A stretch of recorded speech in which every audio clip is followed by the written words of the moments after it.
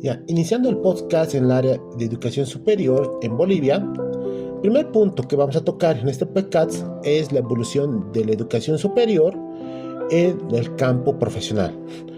Tomamos en cuenta que el campo laboral tiene ciertas competencias que requiere el trabajo conjunto con la educación. Normalmente las empresas requieren un enlace con las universidades para poder tener profesionales de alta gama, para poder cumplir los requerimientos actuales en esta época que estamos ya en el siglo XXI, donde nosotros y los profesionales tienen que llegar a satisfacer las demandas actualmente con mayormente las inteligencias artificiales, manejo de software más modernos y a la vez poder rendir con mayor amplitud en estos campos, no solamente dejando en cuenta ciertos requerimientos que anteriormente hacíamos. ¿Qué quiero decir?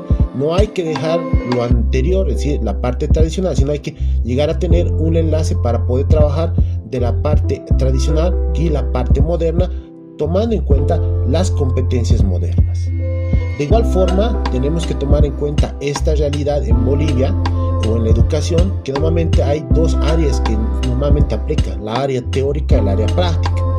En las demás profesiones, como ingeniería, licenciatura en economía, o contadores, o ingenieros comerciales, medicina, el área de abogados, el área arquitectónica y todas las áreas que vienen, hay las áreas teóricas y prácticas, donde normalmente las universidades son más conocidas para las áreas teóricas.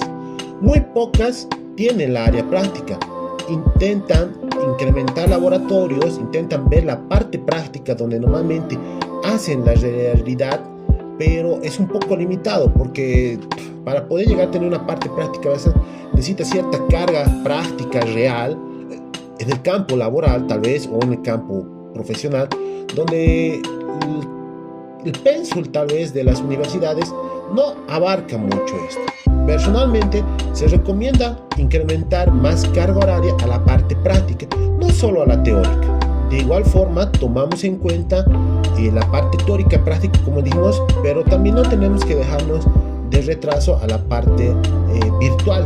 Es decir, normalmente nosotros estamos en una época ya más grande en el área virtual. Normalmente las clases de posgrado ya son de forma en línea, que normalmente podemos trabajar, hacer un diplomado, una maestría, un doctorado a nivel internacional, se podría decir, desde Bolivia a diferentes países. Pero eso, como se lo menciono, son más teóricos, no es más práctico. En comparación de pregrado, se recomienda la diferencia práctica, pero cuando ya llegamos a unas especialidades o actualizaciones en diferentes campos, se requiere la educación en línea. Es más sencilla, no quiero decir que es más fácil, sino es más fácil poder conectar, acomodarse al trabajo personal, porque los profesionales ya están trabajando en una buena mayoría, el cansancio, algunos están trabajando, les puedo decir, y estudiando al mismo tiempo, sacando tiempo de donde sea, y eso ayuda mucho para que nosotros podamos alcanzar a más personas y nos abarca muchas áreas nomás, no solamente a una pequeña. Antes la educación, cuando era un posgrado o una especialidad que quiere presencial, había ciertas horas, entrar 7 hasta 10 de la noche, a partir del trabajo ibas cansado, no se podía escuchar, a veces había profesionales donde se dormían y todo lo demás. Actualmente no, ya lo abarca más sencillo, es más fácil, más cómodo para algunos. Ahora, acá también tenemos que tomar en cuenta que ha habido, te puedo decir, aplicaciones de software modernos para algunos profesionales que no tenían ese abarque en la área digital. En cuenta que la parte después del COVID ayudó bastante en la educación para mejorar, ¿qué cosa? La educación virtual. Actualmente en Bolivia no había esa temática y ha sido un salto bastante grande, especialmente para la gente con un poco de edad mayor. Para los jóvenes actuales ha sido más fácil, más han podido manipular este software, han podido manipular las aplicaciones y ya han podido trabajar de una manera más fácil, no ha sido tan complicado comparado con los profesionales. Por eso había tal vez un poco de discriminación, pero en la actualidad ya está pudiendo solucionar poco a poco estas deficiencias.